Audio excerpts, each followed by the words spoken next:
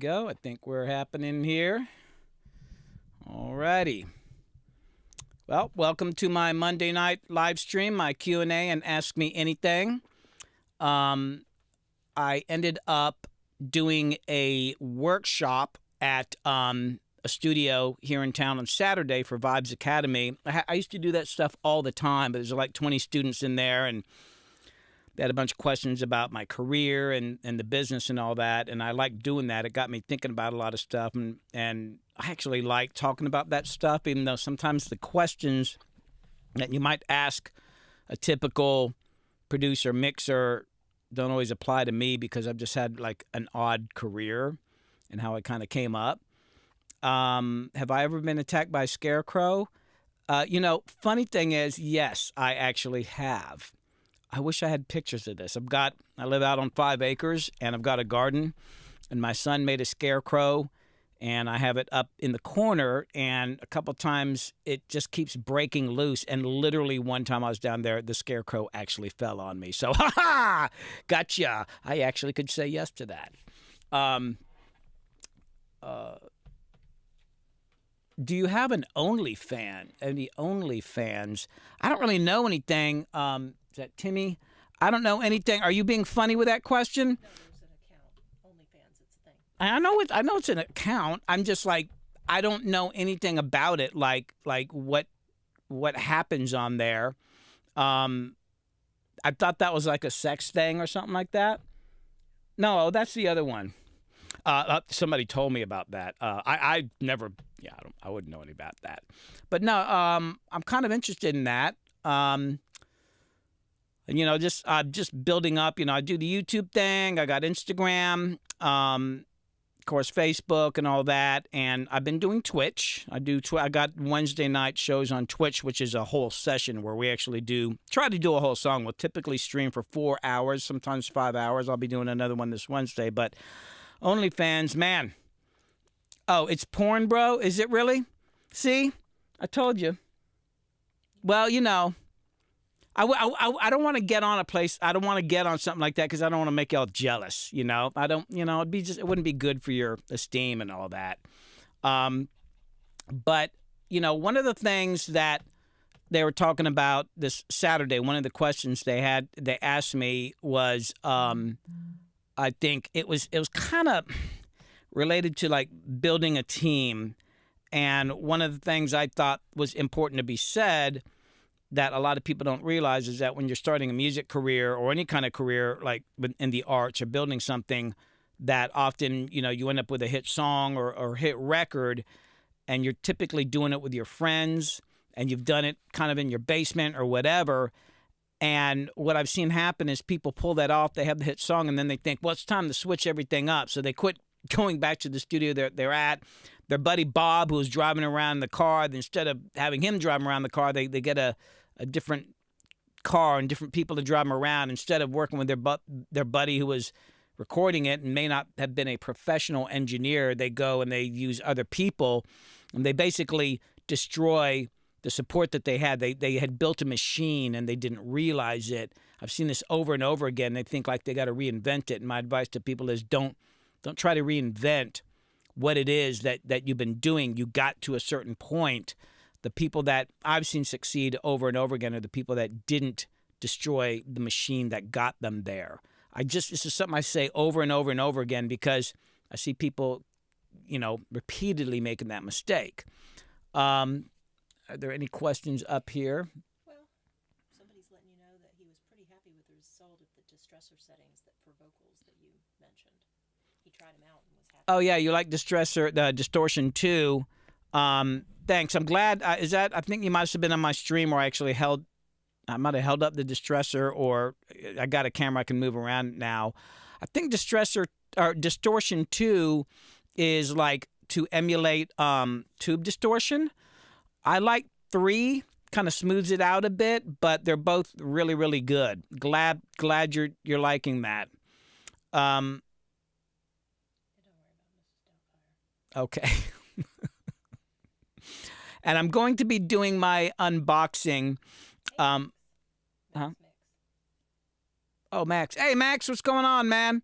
Oh, and Max, I am going to hook up with you. Now, you're gonna like, I think you're gonna be into what I'm gonna unbox here in a little bit.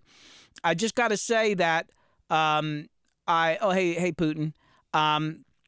I actually got this box yesterday, and I thought about streaming yesterday, but I wanted to get the second box, and then I've been redoing stuff in the studio, so I've got two boxes. Hold on.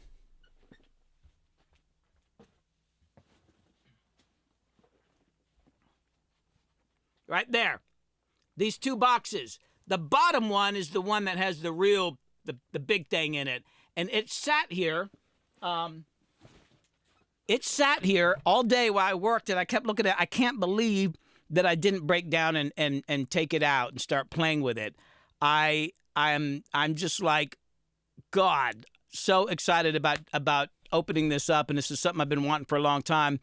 Some of you will be into it. Some of you will be like, oh, okay. But I got to tell you, this is actually something special, and it actually represents kind of what I'm working on now. It has a lot to do with where I'm going with my career and a lot of my work, which started about 10 years ago when I started a company with somebody, and we started working with different type of people and doing different type of media, and it's something that I've fallen in love with, and at a certain point, I needed to upgrade, and I'll explain it more when I get to opening the box.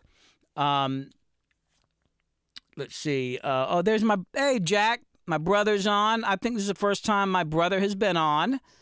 And that's pretty cool. Jack, appreciate. And Jack actually said something about filming an interview with me. You got to call me up and book that for your project if you want to do that. I'm happy to sit in front of a camera and talk. I'll do that all night long.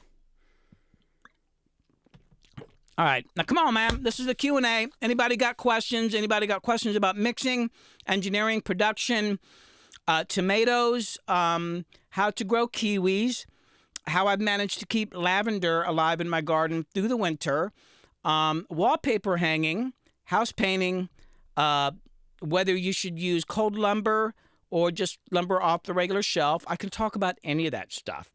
I'm here to answer any questions you got. In the meantime, and swinging back to Max Mix, yeah, I did want to talk to you some more about some episodes I want to do, and I need help doing that. There's some extra equipment, like audio equipment, and you were around in the early days, like the early days, and you might actually remember some stuff I don't remember, and there's actually a couple pieces of gear I'm looking for. Hold on. Max. So I want to do a video, Max, about the evolution of my recording gear, and I found this. Let me see. I don't know how well you can see that. So this, Max may recognize this. What most of you may not realize is this is actually a mixer. Way back in the day, when I got my first 4-track, it was 1979. The ability to go buy a mixer that was affordable was, you recognize this? Was pretty expensive. So what this was a way that you could plug in. You see the inputs here.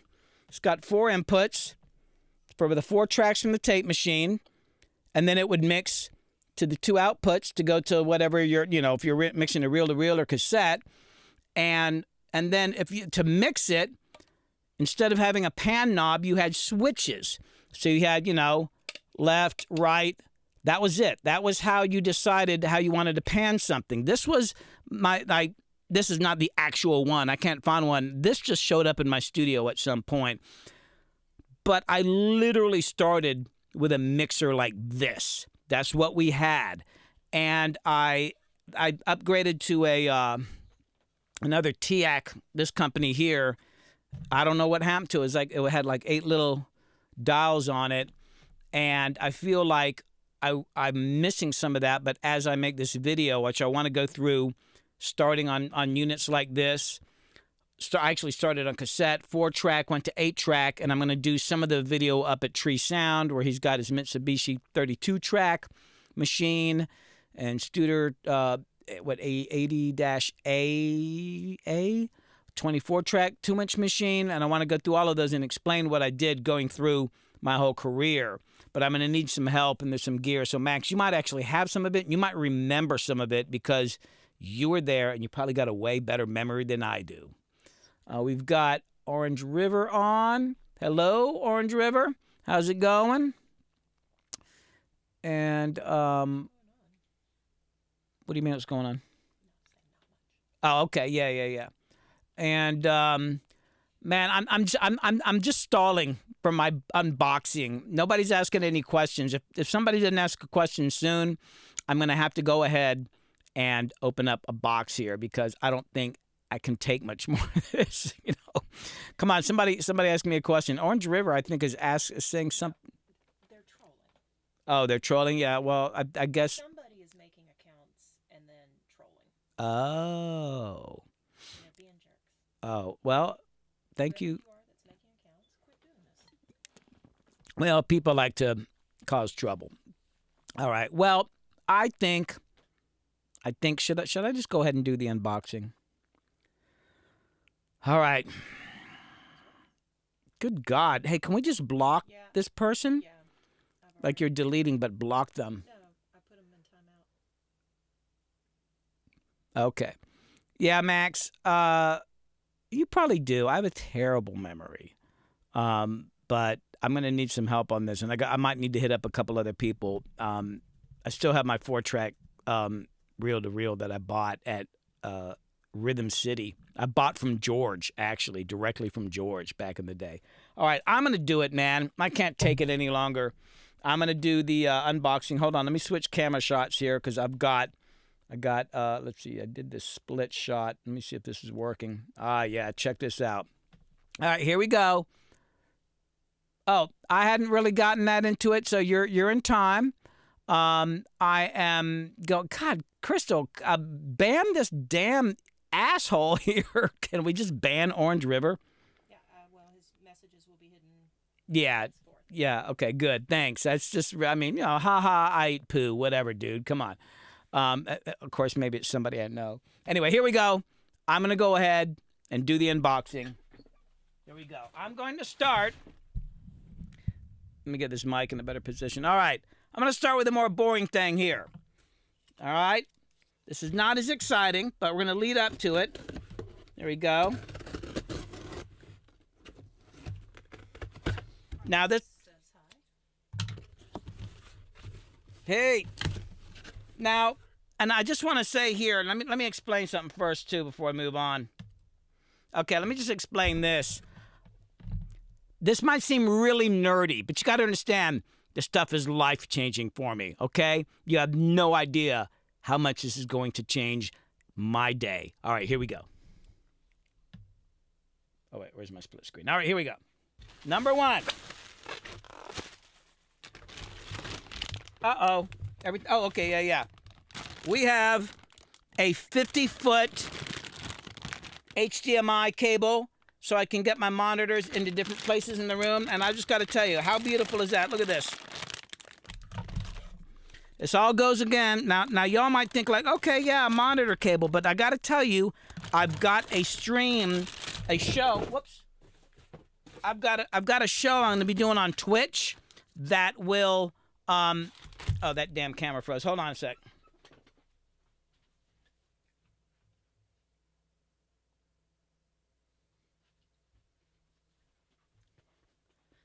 I've got a show that I'm going to be doing on Twitch that requires a really long monitor cable. And I'm not going to say anything else because I haven't seen anybody else do this on Twitch yet, but I literally have to have a monitor and some microphones in another room.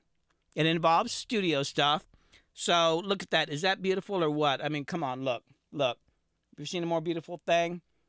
I can run that into the other room. God, I'm so excited. Okay, next we have, and this is another thing, very nerdy, but so exciting, at least for me, it's like Christmas time.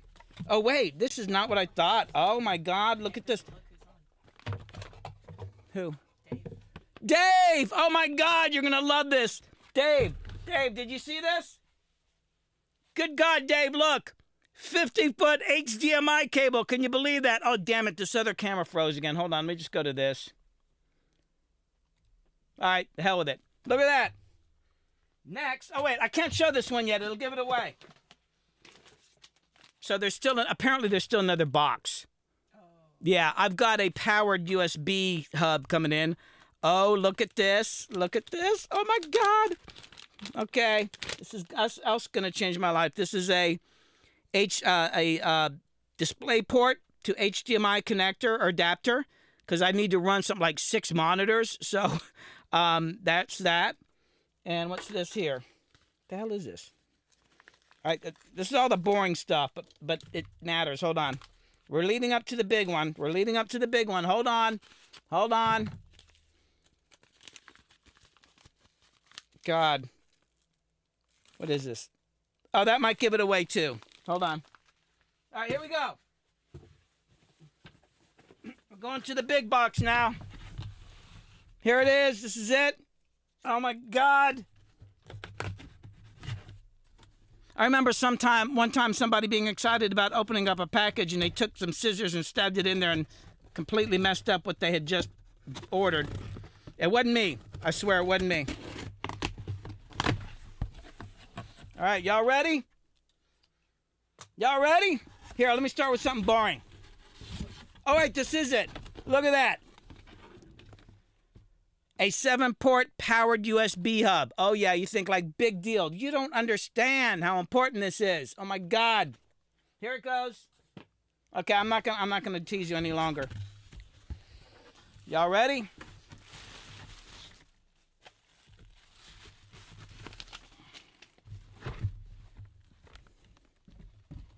Oh, yeah. Can you believe that? Come on! Come on! Come on! Look! Look at this! Look!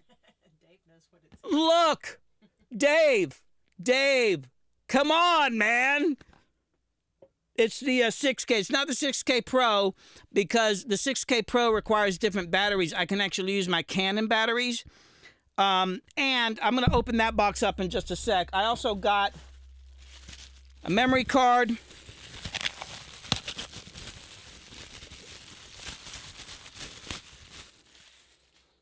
I got a CFast 2.0 card. Look at that.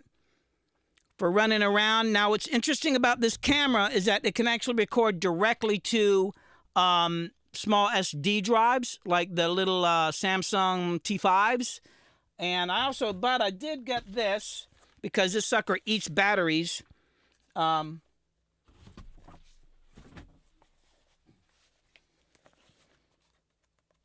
going to open the camera box soon. Just hang on. I'm going to drag this out. I got a power charger for the phone, or for the camera. So I can plug it in. So I don't always have to use the batteries because they say this sucker eats batteries like crazy. All right. Here we go. I'm going to open the actual box here. Let me go back to this other camera shot. Where is it? Oh, there. Here we go. Here we go. Oh, my God. Oh, my God. Oh, my God. Can't believe I'm doing... Oh, it's special, like, nuclear or, like, titanium plastic or something. Come on. Open. About to lose my freaking mind here.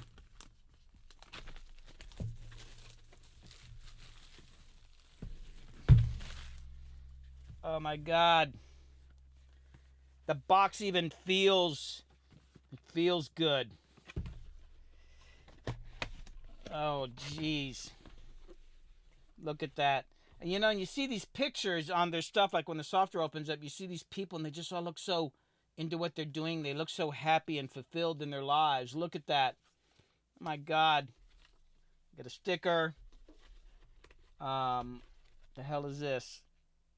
Oh, I get the software? I didn't know I got it with this version. Wow, apparently, I mean, I'm using the free version, but of course, I'm going to have to upgrade my operating system to be able to do this. I have no idea what the hell this shit is. I guess it's plugs or something. Wait a sec. This thing already came with a power supply? Well, damn. Okay. A strap.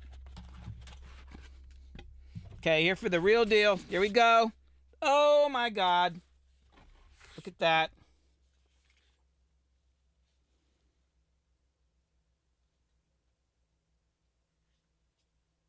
Oh, for European outlets. Oh, okay, cool. Power adapters. See, it's good that I have smart people on this thing. I'm looking at these things. I don't know what this is, but look at this thing. Look. Wow. What's this? Oh, they sent... Oh, I got a battery. Holy shit. I mean, this uses the same kind of batteries that my Canon 7D uses, which is another reason I got this camera. Uses the same exact batteries, which is awesome. So now I got 3 of these. Holy shit, I didn't even know this was coming in the package. I think they sent me extra stuff. Look at that. All right, now. Here, let me switch back to this. Look. God. All right, now, here's the interesting thing. They say it'll use my Canon lenses. Of course, I'm looking at it. Is that really going to fit? I don't know. How does that fit on there? It looks right. Oh, it's just... Don't drop it. Don't drop it. Don't drop it. Don't drop it. Don't drop... Oh, my God. Did you hear that click? Listen to that. Check this out. This is when you know you got good gear. You just like... Here, I'm going to do it again. Just listen. Just listen. You know it's good gear when it does that. Yeah, it's got the big screen on it, and I guess I'm gonna stick a battery in it. I charged some. That one's probably not charged. Let me grab one of my charged batteries here. Of course, I got to stick the memory card in it. I got to calm down though. I've literally broken things when I got them. I was so excited. I fucked them up right off the bat. All right, how do I turn it on? Here, let me sit down. I'm so excited. Now, what you all don't understand, and let me explain something here about this. The reason why this is a big deal for me. Oh, hold on. I just realized I got this damn chat window on from my Twitch setup here. Let me turn that shit off. Jimmy says hi. Jimmy! So this is why this camera is important. Besides the fact that it's an amazing camera, I've been using this for, God, 12 years now, Crystal? Something like that. So this is a 7D. This is one of the first of the, DSLRs that you could go out and do, kind of professional work with. It's 1920 by 1080. And I bought this as part of another business that I did with somebody else, which went under and almost fucking bankrupted me. I kid you not. This is the only thing I walked away from with that business. I walked away with this camera, 2 lenses, 2 batteries, a card reader, and a charger, and some memory cards, and that was it. But it changed my life because I use this camera to make music videos, start my YouTube channel, do a bunch of stuff. I mean, I made multiples of money from what I spent on this camera, and it got me more into the whole film thing, and that's what I've been working for using for my YouTube channel. But I want to get into making more professional videos, and I want to do some documentary stuff, and I've got a particular documentary that I'm going to do that involves my career and a lot of the records that I've worked on, and I want to do it for real. It's going to be a lot of interviews and storytelling. It's going to go back to the 80s, and I want to get it in some film festivals, but you got to be able to film in 4K. So I was looking around for something, and since I love the Blackmagic stuff and I edit in DaVinci Resolve, which is made by Blackmagic, I wanted to get this because I can use their B-roll, their proprietary film format, and drop it in. I've edited B-roll film file format in DaVinci before, and it didn't require any transcoding. I didn't have to do any optimized files or what do they call it, the proxies. And it just, I was able to edit the full resolution stuff for some of the music videos I worked on, and it looked amazing. So it's all about workflow. A lot of people said I should get a Sony, but I would have to transcode all that file format, and I work every day. I don't have time to be transcoding everything I film. So that's part of why I got this camera. Now, what's kind of cool about this camera is, hold on. It's got, let me show you some of the connections on here. It's got, it's actually got a balanced line mic input with phantom power built into it. Look at this. Come on, man. Come on. Look at this. I don't know how well you can see it. That camera, the focus isn't great on it. Here, let me switch to this other one. Yeah. So it's got, can anybody see? Oh, let me do it like this. It's got a little mini XLR right here. God, I'm trying to adjust the view of the camera. I got to do it all opposite. So it's got phantom power. It's got HDMI. It's got USB on it. It's actually got an 1/8 inch audio in, but I went ahead and bought a mini XLR that I'm just going to wire up myself so I can run an actual nice condenser mic with this thing. And, of course, headphones and a bunch of other stuff on it. Oh, and the USB is you can hook up an actual SSD hard drive like this.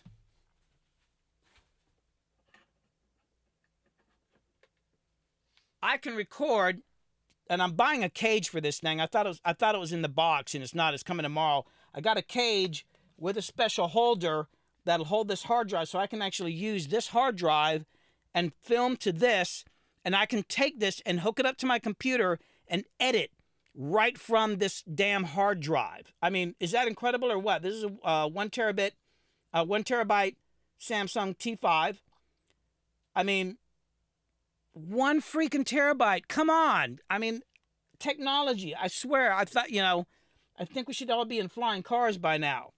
And then on the other side, let's see, what do we have on the other side? Oh, we just got, I guess, the card reader, which I guess I should stick in. Where did I put the card reader? You should have the cage. Huh? The cage should be. Oh, wait, the cage is here. Wait a sec. Hold on. I forgot. Yeah, I said I was going to give it away. Check this out. Here, let me move this camera before I drop something on it. So it's not a big cage or rack, but it was actually only like $80. I did a lot of research, and I found this one because I'm going to be needing to attach stuff to it. So, not really sure yet. I mean, I'll have to look at the pictures more. But what it allows me to do is that will go around the camera, which will help protect the camera. This one comes with what they call a NATO handle. So this goes on top somewhere like that. So I can carry the camera around by handle, and it's metal, right? And then it's got this, this is the hard drive. This is a hard drive holder. So that, the camera sits in here, and then this thing will sit up here somewhere. It'll hold the hard drive. And then I also bought, where did I put it? Oh, this is something else I thought would give away the secret, or the surprise. This is a cable clamp for your HDMI and your USB-C, so that if you're out working, you're not bumping the cable and messing up the data. It would interrupt your data. This is I think like $9, but it attaches to the cage here like that, and then the handle, and so I don't know exactly how it fits in there. Something kind of like this. It's a tight fit. I ain't gonna force it now. I should probably read there's this thing I've heard about called the manual, yeah.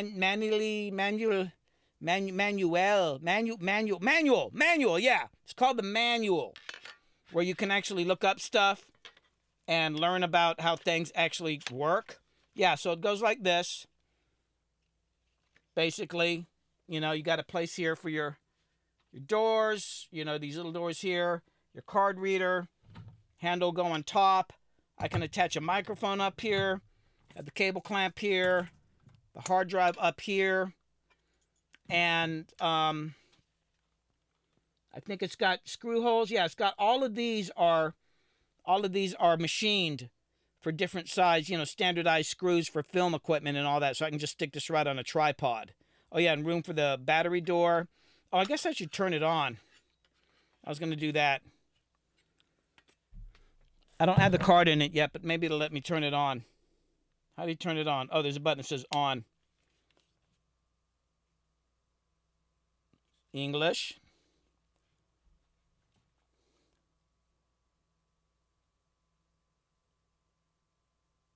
Hello?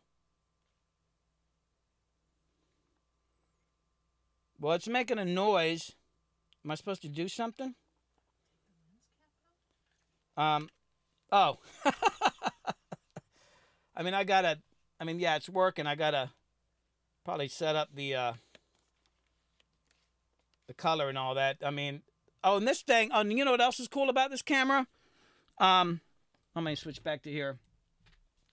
I think this camera lets you import LUTs, lookup tables, into the camera and film either with them on or by using them as like a view, like for while you're viewing.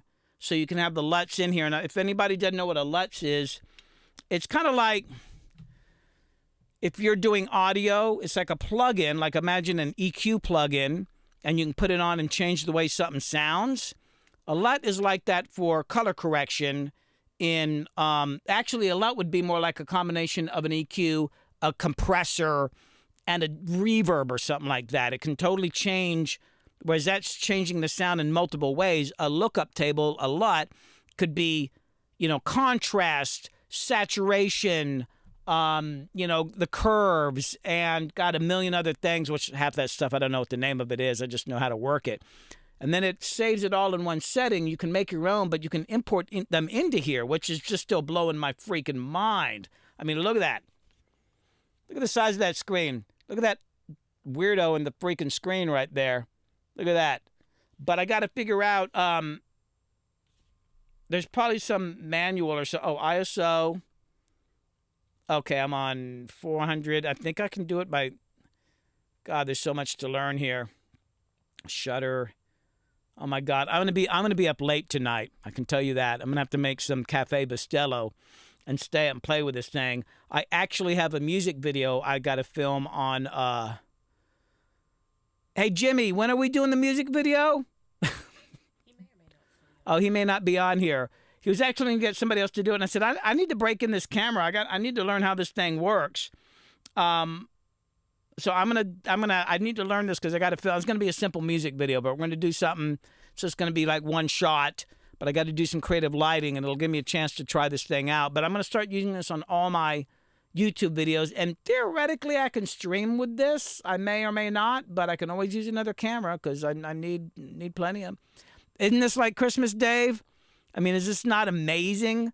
I mean, the technology, and I think all in all, this costs what, about $2,200, $2,300. So like the camera, the camera, the cage, some cords, oh no, but we bought some extra hard drives and cables and stuff. So I mean, the camera itself was like $1,795 or about $1,800. I mean, think about that, guys. $1,800. No lens, of course, and I need to buy some more expensive lenses. This is a Tamron. I've had this forever. This is a Tamron 17 to 50 millimeter. And then, of course, I've got my classic $90, you know, prime lens, this Canon 50 millimeter, which is like a $90 lens. Is still one of my favorite lenses I've ever used. Man, this thing is like, it's just got a vibe to it. And then I've got this wide angle which is on here now. Sean Spencer. I guess this is on a long-term loan. This actually belongs to somebody else, so I've used that a few times. But I'd need to get some like Sigma lenses I've been thinking about. Max, how about that, huh? God, still tripping on this thing. You want to hold it? Don't drop it!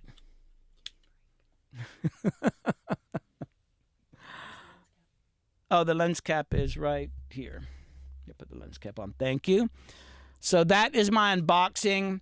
You guys got to witness me totally geeking out, but you'll be seeing the results of this. Now, oh, actually, but there is another camera in here that is being used right now that you guys might not be aware of. Let me, hold on, I'm going to do something because I want to show this off too. Hold on a sec. Oh, shit. So this is, do this. Okay, let me switch to this. So, and the reason all this is possible, it's not because I'm rich, it's because I had an unexpected royalty check just appear in my bank account. Long story. It was something that we were not sure if it was real or not, but it showed up. I'm going to do some responsible. It's not a lot of money, but it's enough to catch up on some bills and all that, but to upgrade this stuff. So I was like, man, I need some more webcams, but I can't spend a lot of money on webcams. But I was looking around and all the webcams are like, they're kind of like, oh, hold on. Ah, shit. Oh, yeah, here we go. Most of the webcams are kind of like this, this Logitech stuff, and they're all kind of limited in what they can do, but you guys are going to trip over this. Check this out. Let me switch to this camera. Okay, check out this camera. This is a oh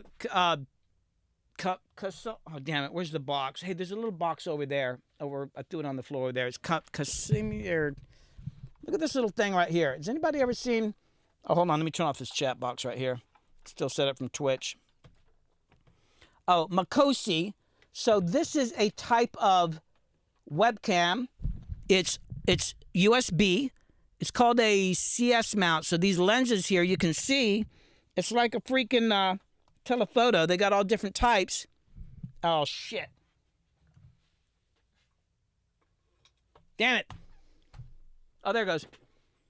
I thought I unplugged the camera.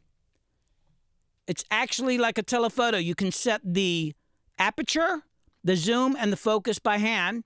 And then these little screws screw it on. And it was like $93. Now, I've got it set for 1920 by 1080. It'll do 4K. And it's got wide-angle lens versions, and it's got these super zoom lenses that are like twice as long as that. But you can see how big it is. Like, look at my finger here. See how you can see how small it is.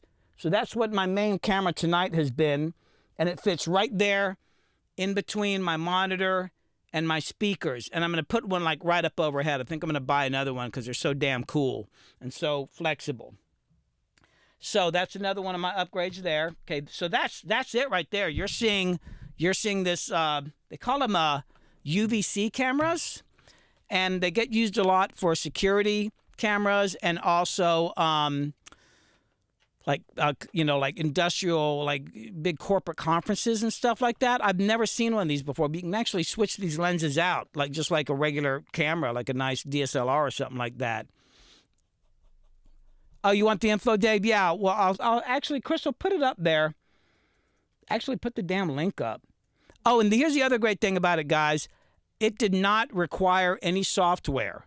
I just plugged it up. Now, it was the color was cold, a little cold on it. I'll show you, like, I had to put a filter on it. Actually, I made a LUT for it in DaVinci. So hold on, let me bring up my filters here. So this is what the camera looked like. It was a little dark. Okay, so that's what the camera looked like without anything on it. There's some color correction in OBS, which I'm using right now, but I couldn't really get it warm. So I kind of did that with my color correction. Then I applied this LUT here to kind of match the other cameras, and then I put a little sharpening on it just because I'm moving around a little bit. I've got the aperture set so that the field of focus is a little narrow. But $93 freaking, man. And I hooked it up with it had a really nice, thick 10-foot long USB cable with it, and I hooked it up, and it just worked. No software. Boom. Ready to go. And there is software you can use with it, but I'd rather not. I'm already running so much stuff at the same time right now. I'd rather not do that. Yeah, there it is. Great little cameras for this sort of work. And that's all I got right now, man. That's everything that I bought. That was my unboxing right there. But you guys will be seeing it soon. And if anybody needs any music videos done, hit me up, because I kind of like doing that stuff, you know? And I've actually gotten really good at editing, and amazingly, I've gotten pretty good at color correction, which still surprises me because I never considered myself an expert on that. But I've found out some tricks with DaVinci that allow me to do some pretty crazy things with that software to, you know, take the videos where they need to go. Well, dang, man, I was going to do like a Q&A, but nobody's asked me a dang question, you know? Last time I was here, everybody's asking about EQing and stuff like that. But I think, you know, this has been pretty darn cool. So unless anybody's got a question, I think I am going to... Who does your hair? Oh, that's actually a funny question. Me. I've been cutting my own hair for forever. Like, literally. No, wait. I had, what's her name, cut my hair once. Like that woman down in Atlanta whose husband played in Dave Cobb's group. She was good. Yeah, she was good. Very expensive. But normally what I do is I grab a beer and I literally will sit in my sink with a mirror behind me and cut my own hair, which I was not intended to grow out this long. But that's what happens when you don't cut your hair much. All right. I think I'm going to, yes, thanks, Dave. I'm going to mess around with my camera and do some filming and figure out how this thing works, because I got to get ready to film a music video sometime this week. And actually, I've got to have a music video out by an actual YouTube video done by Monday. I've got a couple ideas, but I got to start doing my research. Any last minute questions? Because I'm going to go play with my toys. All right. But I'm going. Oh. Hey, it was good seeing everybody. Good seeing you, Max. Dave. I thought Jake was going to get on here, but he missed it. Al Capone, as usual, is late. Somebody wants to know, do you mix with outboard gear? Oh, yeah. Not so much anymore. As actually is a question that came up. I will occasionally, if the vocals come in and I can't make them pop the right way, I'll run them out through a distressor, or maybe I'll run them like through my Avalon, or I've got a Focusrite ISA 110, one of the original ones, which are like unlike any other ones.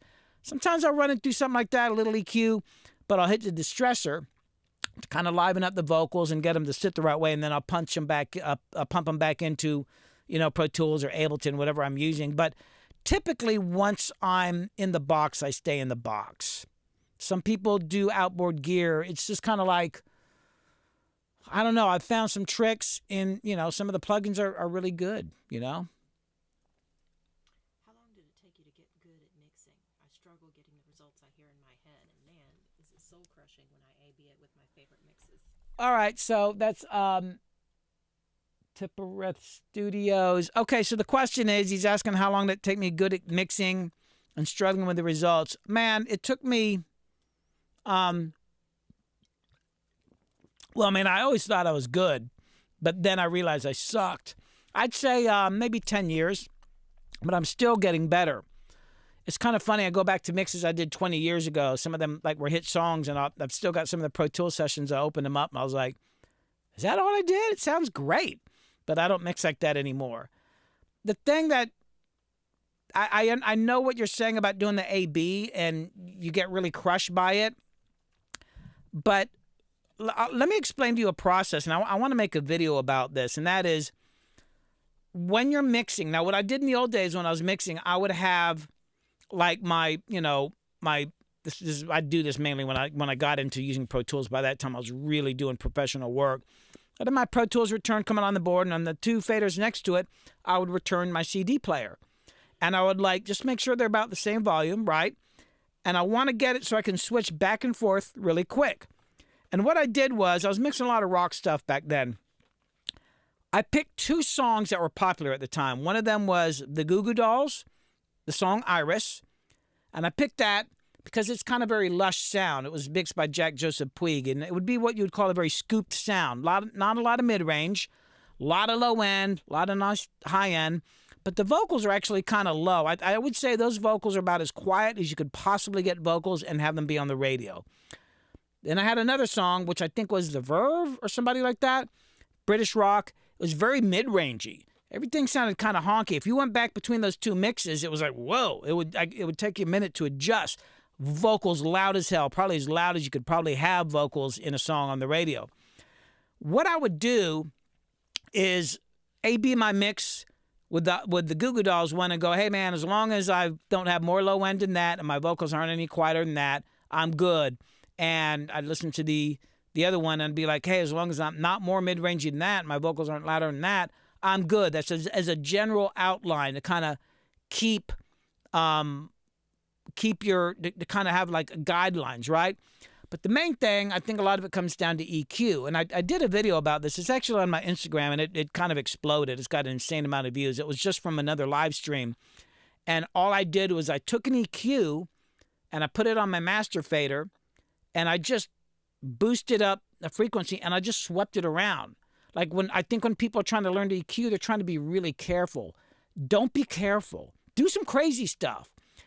You know, put some songs that you like in your DAW, Pro Tools, whatever, and put an EQ on that, and start moving that sucker around and just, you know, boost up 600 hertz and boost it down. But the trick is to do it very quickly, like suck out 12 dB of 600 hertz, and then hit bypass on that EQ and hear it pop back, and you'll be like, God, like it'll mess with your head, right?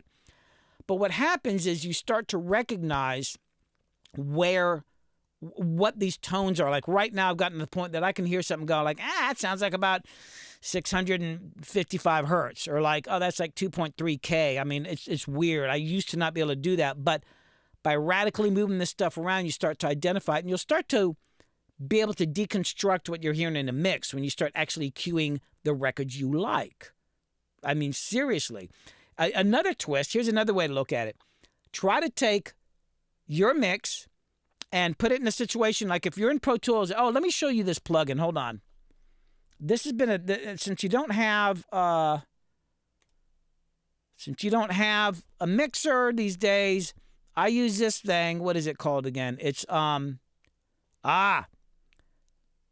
here it goes. Okay, so this adapter, let me just kind of show you how it works. Boy, it's been a minute. Oh, add audio file. I'm going to just pick something crazy, like something that is totally different. I don't know. Matters of love. Whatever. So, what this plugin does is I can switch between the mix that I'm on. Why does it look weird? Hold on. Mama told her, you're throwing it all away, 'cause that's what I did. Okay. So the country song is like something that I got in Pro Tools, and then this other song is and it's actually something else I mixed. But you can put like 16 songs in here, and you can match the volume right here, and then you can switch back and forth. Mama told her, throwing it all away. I mean, it's not a great comparison because they're very different songs, but I think you can, I'm wondering if you can add, I don't know if you can add EQ, filters. Oh, yeah. Look at this. So I could EQ what I'm listening to. So what I was going to say, a good thing to try, here we go, would be to put your mix up, and the song that you're comparing it to, put it in something like this. Try to make their mix, EQ their mix to sound like yours, even if it sucks, right? I know that sounds crazy, but it's a way to kind of reverse engineer it and go, oh, I have too much. Like if you're in order to match your song, maybe you got to boost 10 dB of, 400K, or you got to do some crazy thing like 3.4 kilohertz, which is going to make it sound harsh. And then you go, obviously I have too much of that. I never really thought about it doing it that way, but reversing that might be an interesting way to find out. So I hope that helps you with your answer. It's a very long-winded answer, but it can be rather long-winded. Couple of compliments. Okay, so let's see. Your mixes sound really great. Thank you. I know. It freaks me out when I listen to my older work. It's so good, and then I'm like, I don't know how I did that. The funny thing is, like, my first #1 record was Never Scared by Bone Crusher. And I found the Pro Tools session. I looked at it, and I was like, God, I didn't really do much to it. Now, Avery Johnson, who produced it, is an amazing engineer and producer, which made my work sound good. And Bone Crusher sounds good even on a bad day and a shitty mic. Like, he's just got a vibe. So it's kind of like, as long as you can hear it, it's going to sound good. But it is a good mix, and I don't know exactly what I did. I don't know if I could recreate it because things change over time. There was a question. Low end and overall loudness are the things I constantly struggle with. Well, studio dude, man, let me tell you something about low end. I did this workshop this last weekend down at the old Silent Sound for some students, and the thing with low end that people always get wrong is that when they've got a bass guitar, an 808 or something like that, they'll go in and they'll boost the low end. I rarely boost low end. I always cut. If I got an 808, I'm typically cutting somewhere around 50 hertz, 51 hertz. Not much, a couple dB, but I'll look for certain parts of that jump out. But by cutting the bad parts of the low end on a bass guitar, especially bass guitar, or an 808 or something like that, by getting rid of the bad stuff, it allows me to turn up the low end. And if I look at any of my rap mixes, I've got a high-pass filter on my 808. I kid you not. Not a lot, like a 6 dB high-pass filter, and I'm maybe filtering off everything below 30 or 40 hertz. Not everything, but just kind of cutting it off a little bit. Allows me to crank that sucker up. And it always surprises people. Every once in a while, I might put like one of those TubeTech EQP1s or whatever on it, a little bit, but I'm typically cutting low end, and that allows me to turn it up. Oh, and as far as loudness, don't get too caught up in the loudness war, man. You'll go in circles, and it's a dangerous place to get into. It can suck your soul away and destroy your mind. But seriously, like on my master faders, I'll show this to you. He says, I think you're right. I really think that's my problem. Yeah. This is a country mix. Actually, I'm going to pull this up. I deactivated it because of latency. I've got this Shadow Hills compressor on there on my master fader, but check it out. Look how much I'm hitting this thing.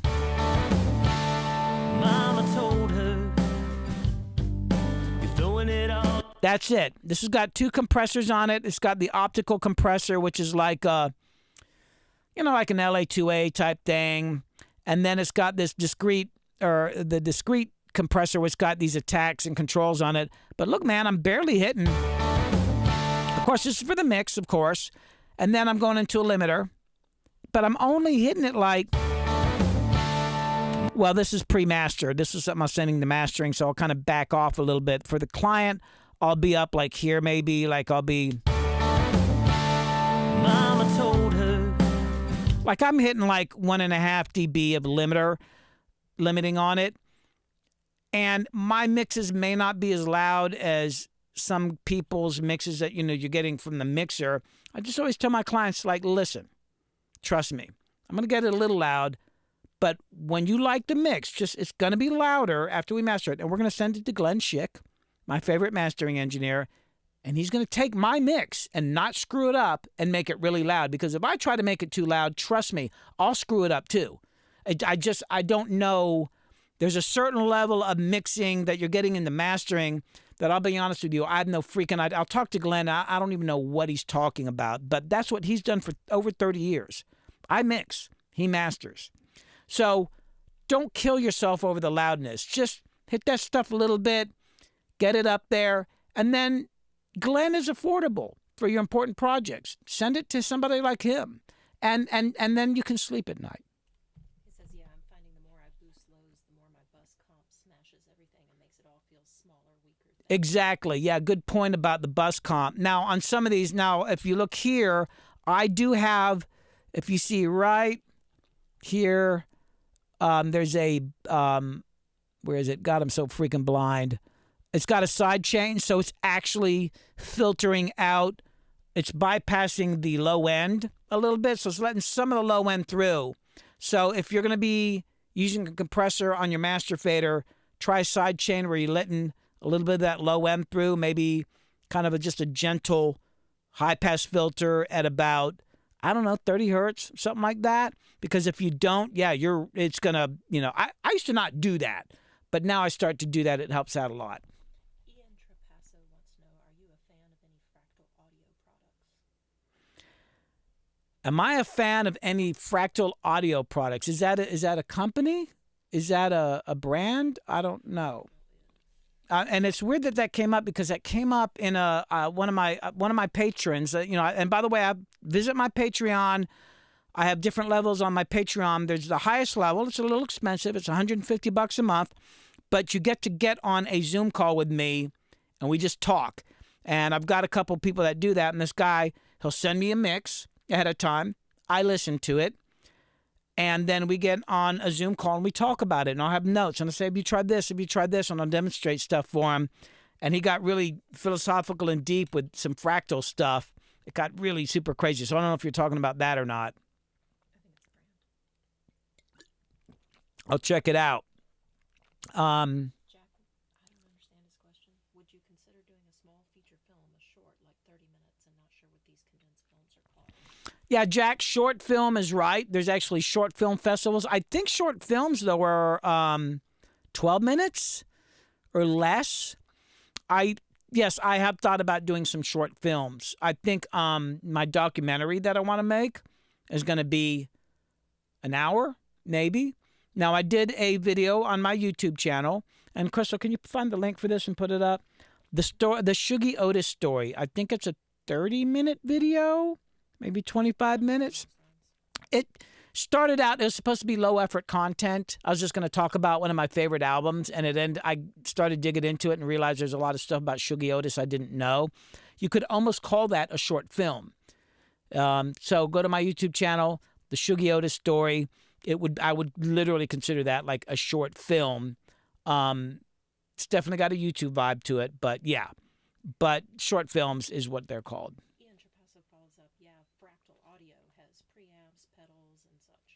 I'll check them out, man. I've not heard of that before. Fractal audio, you can always clarify. Yeah, fractal audio. I've not heard that.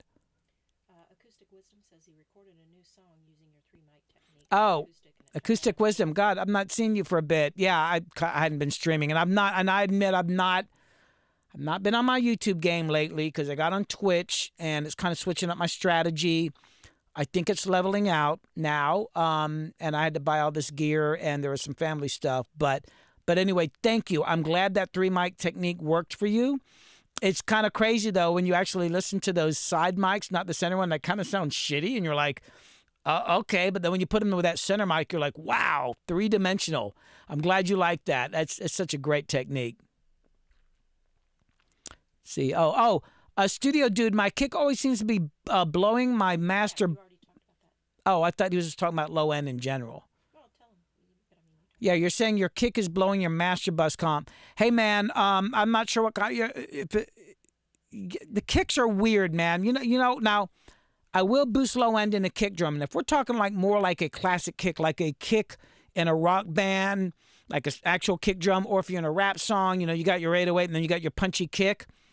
I don't boost the low end. I'll boost 110 hertz or 112, 115, somewhere around there with a narrow bandwidth. Hits you right here. And that's where it matters. It's going to sound good in small speakers, but I don't really boost. I never boost, hardly ever boost low end in my kick drums. Yeah, rock kick. Yeah, rock kick. Yeah, dude. Try boosting like 112 hertz. The trick is run it through some smaller speakers. Kind of make sure you got them set up right. Crank your speakers up. Get a narrow bandwidth. Put an EQ on your kick drum. Boost it, 10 dB. Sweep it around 109 hertz, 105, up to like 115. But there's going to be an area in there, and it's going to make that kick go like that. You're going to feel it in your chest. And then bring it down. So maybe like, 4, 5, 6, 7 dB up. And then you can make your kick punch. You don't need all that low end. The low end will come from your bass guitar, unless you're doing like a sub kick thing, but you don't need much of that. Now on some kicks, I'll cut, once again, somewhere around 50 hertz. I've gone up as high as like 55 sometimes down into the 40s. That stuff's not going to do much for you. That chest thumping area, that 110, 115 hertz area is actually way more important. Yeah, he says he keeps boosting 50 or 60. No, stay away from those. Bad frequencies, bad, dangerous frequencies. They'll hurt you. They'll damage your life. Then he says, what are your, John 415 says, what are your go-to EQ plugin and compressor plugins? Let me show you. Tell him what you're showing him. Sorry. Oh, God, I got my cameras. I changed my monitor where my OBS is at, so it's like I keep clicking the wrong. I've been changing everything up here. All right, my go-to EQs. Well, one of my basic is, of course, this. This is McDSP. I don't know. I just like them. They've got several flavors. This is like, what they call the E6, the filter bank. It's got, the low pass. It's got a high pass. You can change the, how steep it is. It's not super, super flexible, but I just like the sound of this. It's got a fairly narrow EQ or Q on it. I use that one a lot, and just mainly I'm just used to it. But the EQ that changed my life is this. Yes, you recognize it, I'm sure. The famous Pro Q3. Now, I don't think this is a great sounding EQ when it comes to like boosting. You can see I boosted this one a little bit. I didn't need much. What I use the Pro Q3 for is subtractive EQ. And it's mainly about the dynamic EQ on here. And let me show you. Okay, this is my acoustic guitar. Let me show up this acoustic guitar. I'm going to bypass it here. So if we got this acoustic guitar playing. Oh, let me put it in the center. Oh, yeah, like right there. So I'm doing like a palm mute on there, which is going to give you some boom on the acoustic. It's not huge on here, and then I might need to turn up the audio a little bit. But if you can see on the EQ here, is it showing the spectrum? Oh, I got to bypass it to do it. So here's what's cool about this. Acoustic guitars always boom somewhere around 100 hertz. And on this one, it was like 95 hertz. So I found that EQ. And then I did this thing goes make dynamic. So when it detects more of that frequency, it pushes it down. It's basically like a multi-band compressor, but but it's not. And it works better than any freaking multi-band compressor I've ever heard in my life. This is literally, I kid you not, changed my life because I would spend hours, especially when I was working on bluegrass and trying to get the stand-up bass to sound right. And there's so many overtones. You could be on a good stand-up bass with a good player, and he goes up to that A string and hits a C sharp, and you're getting, or a C, and you're getting like 12 extra dB of 65 hertz, and then it goes away, and I'm trying to automate that. But on here, I can, and check this out, I can select how much it brings it down. So this right here is not EQ. This is just showing how far down it'll push that frequency.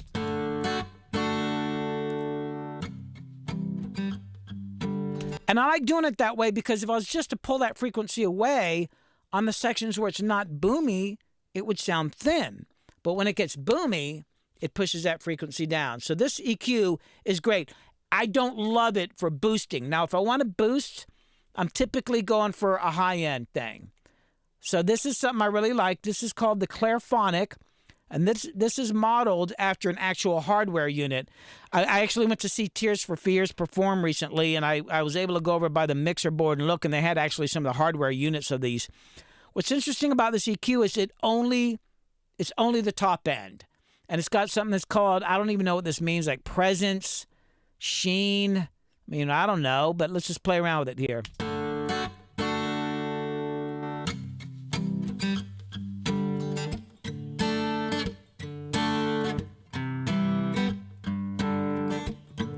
I'm not hearing up much with Shimmer and Silk. I think basically Presence is probably like 3-4K. Sheen is probably like 6K. Shimmer's getting up into 10 and 12, and Shimmer's probably like even higher. And this guitar, the strings are a little dead, so there's not much up there. And then it's got this other thing down here, Focus. I rarely use this one. It's kind of more like lower mid-range. But I like this because it allows me to, it's really great on guitars. I've used it on vocals.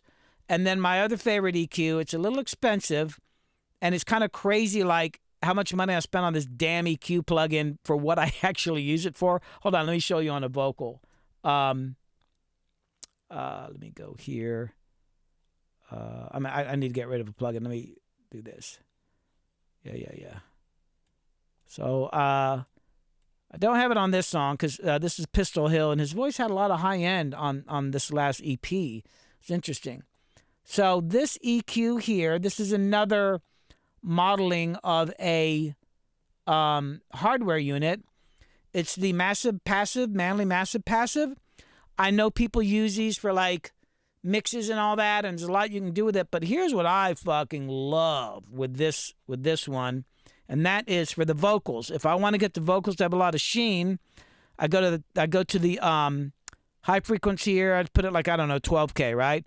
I do a narrow bandwidth right here, and then I make sure it's on bell right here, boost bell. So it's like, you know, it's more of a parametric, not a shelf. And then I do this. Oh, shit. Mama told her, you're throwing it all away, 'cause that's what I did. You'll regret it all someday. You think you're in love, So it's on. but that'll fade away. Now off. And it won't help you On. when you got bills to pay. And that's the day that Carolina. Now, I don't know how much you can hear because, you know, this audio is getting compressed, but that EQ, I swear, this is an expensive plugin, and it'll do a bunch of other stuff. Sometimes I'll get into like the lower mid-range and boost some mid-range. The mid-range sounds great on this thing. But, dude, to give vocals sheen, I can, in that narrow bandwidth, I can boost this stuff up there, and it just gives it that pop sound without, somehow, there's a science behind this. And if you actually look at the charts of the EQ curves on here, it looks insane. I had to quit looking at the charts because it was freaking me out. All I know is when I do this, I can get that nice sizzle. It sounds so good, I find myself overusing it. Like I've got it boosted up to like 15 dB, and in reality, it would probably be like down more like here. But maybe you could hear the difference. That sucker is amazing. Another trick for high-end. Oh, mid-range. I'm a massive mid-range fanatic. I love mid-range. So I'm going to show you something on guitars. I might already have one on here. So I like mid-range on electrics. If you're doing UAD, and I think are they allowing people to use them on other systems? So this is a Helios. I'm just using the legacy version. So this is a Helios EQ. This is modeled after, I think the story goes, is the Rolling Stones, like one of their tours in the 70s. This is back when you couldn't necessarily just go buy mixers. Like, yeah, you would typically find some guy to make you a mixer. Like when you had a studio, you would commission somebody to make you a mixer, right? And I think they made a mixer for a tour. These are very aggressive sounding EQs, and they liked it so much, or at least the guy who invented this, that these designs came from that mixer from the Rolling Stones tour. But this EQ here, I use just for mid-range. So it's right here. It's kind of funky. It's like the way the knobs are. Like, look at that. Like to turn it up, like the zero is down here instead of in the middle. I don't know. Maybe they're doing a lot of drugs.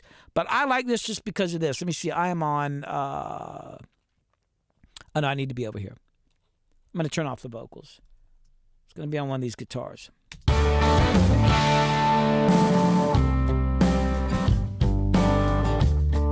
See here how mid-rangey that electric is over there? Turn it off. Back on. It's the left guitar. Back off. And that sucker's just got a mid-range. I just use it for the mid-range, and I mainly use this for guitars and sometimes keyboards. And those are my main... Oh, the only other EQ is the one that's built into the metric halo channel strip. Once again, the EQs on here are very, I use this mainly for vocals, but I like the compressor and stuff on here. These EQs, a little bit goes a long way is all I'm going to say. So. Yeah, back to, the boosting 50 and 60. He said, I guess I'll need to fire up my old NS10s.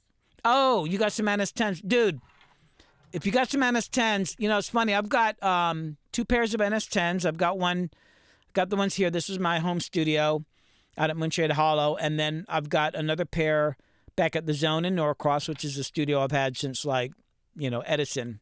And I bought the NS10Ms because that's what everybody said you should get. And I hated them. And I was like, God. But I finally understood about using them. And a lot of the difference made is having a good power amp. You want to overpower them. I'm using actually a, God dang it.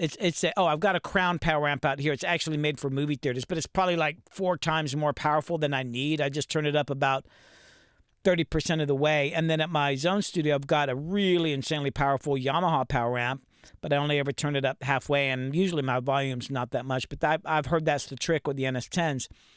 The things with the NS10s is that there's no low end on them.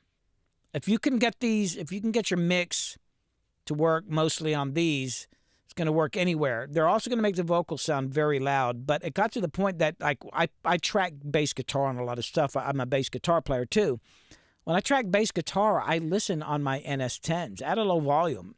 And it's kind of weird. You would think you'd want it on these big speakers, but if I can get my bass part working on these, they'll work on anything. I would thoroughly suggest pulling those out and hooking up to a powerful power amp.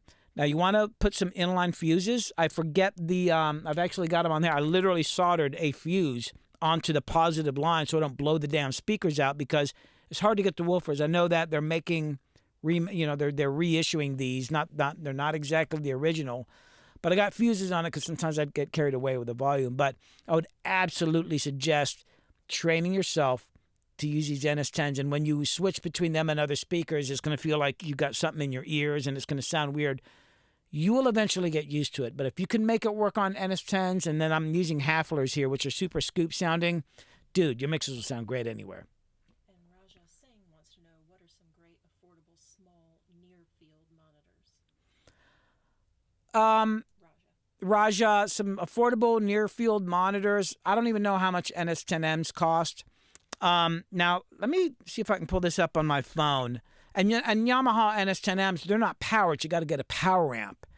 But hold on. I'm going to look this up. There's a guy I know who mixes, and he mixes on computer monitors, or like like home stereo. It's got a little subwoofer, and you plug it in, little speakers that sit on your desktop. And he used to come up here and hang out and mix in my basement, or another, like my little house. Hold on. I've got it. Oh, yeah. Okay. You're going to trip over these. I think these things are $150. It's the Klipsch, KLIPSCH Pro Media 2.1. Now, I think there's different versions of this. It says Bluetooth. Hold on, let me show you a picture of it. Oh, here it is. Dude, you can buy these like Best Buy. Hold on. Let me show you this picture. Let me go to a better. Okay, I don't know how good this is going to look. Actually, hold on. Well, just quit yelling at me. Hold on. Let me do this first. Just look at that. Terrible picture. All right, never mind. Here, send him. I don't know how you just send him that link. So, hold on. Oh, let me get to a better camera. So what it is, it's like an 1/8-inch jack, right? And it's got a little subwoofer. And the speakers sit on your computer desk, and they sounded so good. I think it's like $130 or $150. And he would also have some. I think he had some nice Adams speakers with like ribbon tweeters and all that. But and I would watch him. Well, he would never like let me watch him mix because he had secrets. But I would listen to the stuff, or I could hear him in the other room. He mostly worked on the Klipsch So, I'd check those out. I keep thinking, I would buy a pair. I just haven't gotten, I don't know where the hell I'd put them. This place is so damn crowded in here. But, man, I'd look into those. I thought they sounded great. I'd be careful about only mixing on those. You want to have something else, but for the price, yeah, I think Crystal's putting it in the chat right now. John 415 is asking what model power amps are your NS10s. I'm gonna go look. Hold on, I'll be right back. I can't even remember. Where's my flashlight? It's dark in that room. Oh, hold on, I'll be right back.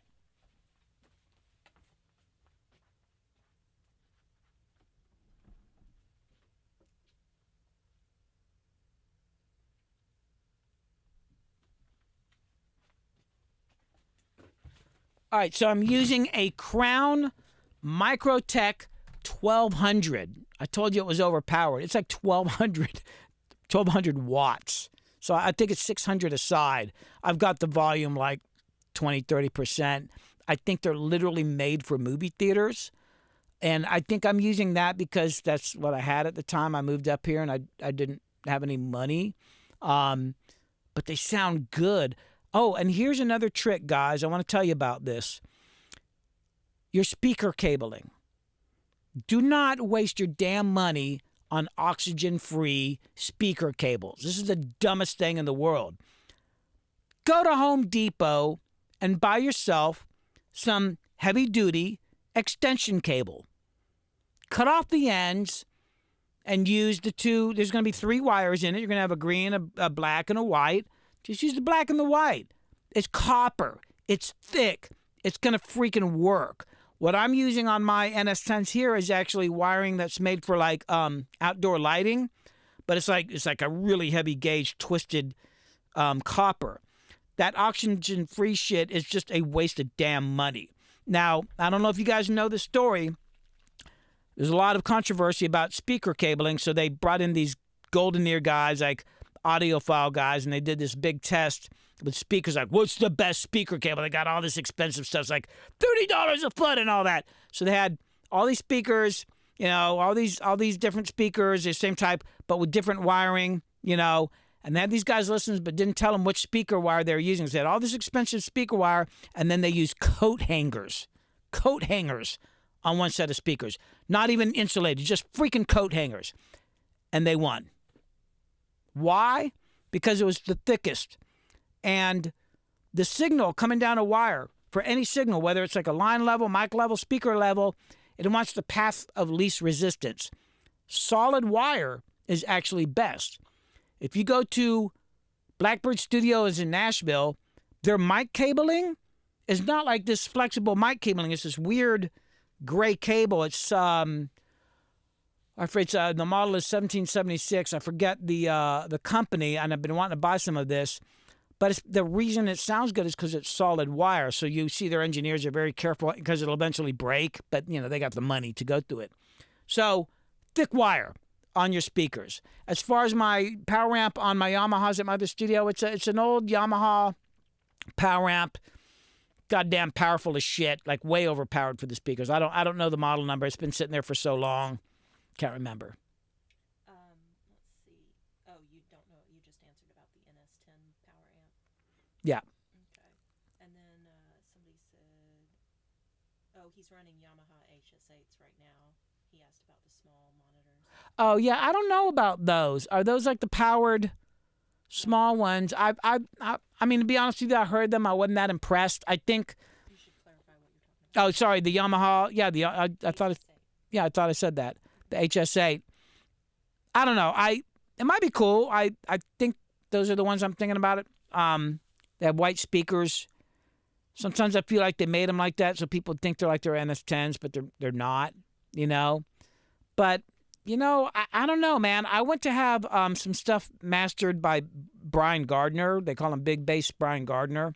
Years ago, some stuff I did for David Banner out in L.A., and Brian Gardner was using like these Tannoy monitors that I mean, it was like, David flew me out there and had a damn limo pick me up at the airport. And all this stuff for a damn mastering session. And I go in there. He's like, I want you there to listen. I couldn't tell what the hell I was listening to. I thought it sounded like shit. Like he had these tannoy speakers, but this guy's mastered like some of the biggest records of all time. I had no idea what I was listening to. I was like, yeah, sounds good. But it worked for him. He had a reason for it. So, I think I can give you advice, but I think the best thing is just try out as much stuff as you can. Bring in your favorite records and see if you can listen to speakers on records that you're familiar with and pick them based on that. Yeah, and he also asked about Auro tones. Oh, I've got some Auratones. God, I got to hook them up. I haven't used my Auratones in probably 30 years. I bought my Auratones literally in the 80s. I got them sitting back there, and I keep saying I'm going to hook them up. I don't know. I think the Auratones, I'd probably be more likely to I'd just probably get something more like those clips speakers.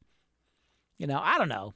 Soulful Playground says, have you ever done any mixing directly in Native Instruments machine, or should I transfer everything to Ableton Live? Soulful Playground, you're here. It's good to see you, man. Glad you're here. I'm here because of you. You and I know what I'm talking about. Thank you.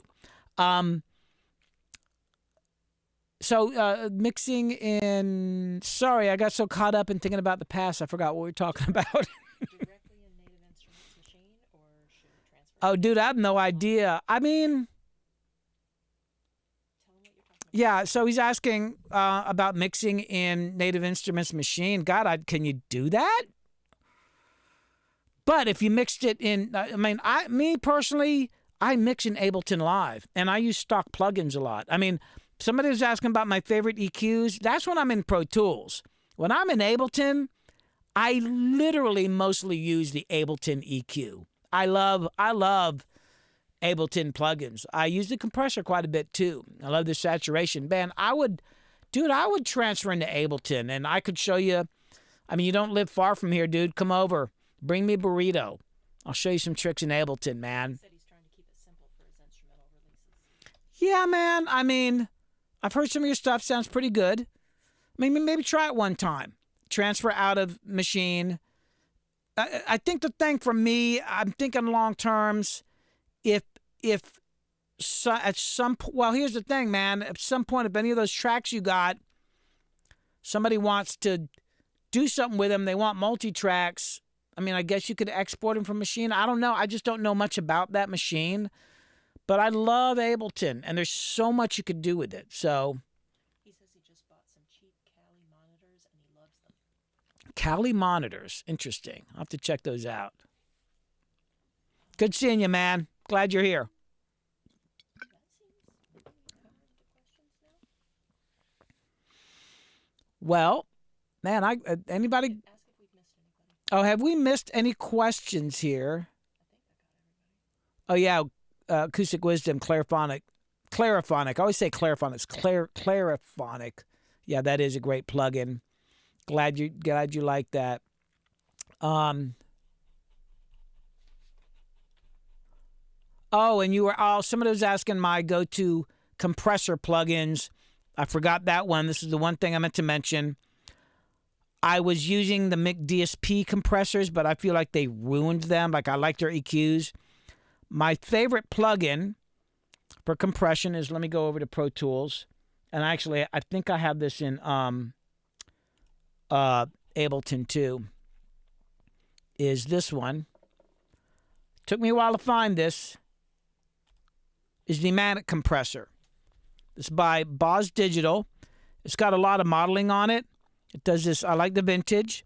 This digital one's kind of crazy. It'll do something like, if you want something to like really capture, it's almost like a transient designer. It'll like make things pop on the front end. Gritty's kind of cool. A lot of control here, man. Like a lot of control, the ratio and all that. You can also put in a sidechain filter if you want to kind of pull out some low end. It's really, really flexible. But I like it. One of the main things I like about it is it's got a fast release. Like, look at that. You can literally set your release to 0. There's something that happens with compressors once you get below 15 milliseconds of release where you start getting that distortion. I mean, technically, you're abusing the compressor. You're abusing the hardware. But that's where I feel like I get some of my best effects. I will use compressors to create distortion by having really fast attacks and releases.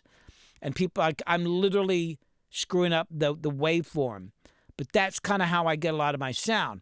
But to make vocals pop, basically, the reason I bought this, because it emulates this is a CLA Chris Lord Algae Waves 1176 emulator. They got the blue stripe version, the black stripe version. I use this all in. You see the button that says all? That's emulating in the old days when people would take that 4, 8, 12, and 20 ratio. You're only supposed to pick one of those. People would push them all in at the same time, and it would like do something bad that you're not supposed to do. They put it in the plugin. I use it on vocals all the time, and it'll be like the last compressor on my vocal chain, and it just is this crazy thing. I do the fastest release I can get with a pretty fast attack, and it'll make the vocals pop. Sometimes I use this one, but I got this guy here because of its ability to do that. Like, here's my standard setting. I've got an attack of 3.4 milliseconds, and my release is like 5-6 milliseconds. And I'll be hitting up to like 10 to 12 dB of compression, but it's so fucking fast, you kind of don't hear it that way. It just sounds like somebody drank 10 cups of Cafe Bustelo. Acoustic Wisdom says bye. Okay, nice seeing you, man. Thanks for stopping in, Acoustic Wisdom. Well, everybody, I think I'm going to play with my new camera now. I appreciate everybody coming on board for the stream. It's been awesome. I'll be streaming on Wednesday on Twitch. Hey, Crystal, can you put my Twitch link up on the chat? Every Wednesday at 7 o'clock, although I think I'm going to starting these a little bit early, I'm here on Twitch, and I do a session. I will, sometimes I'll have one guy in here, and we're putting down guitar and vocals.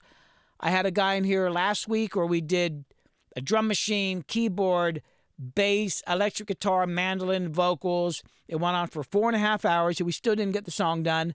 This Wednesday, I'm not sure exactly what's going to happen. The people I thought I was supposed to be doing guitar for somebody on 2 songs. It's actually clients of mine. They agreed to let me stream.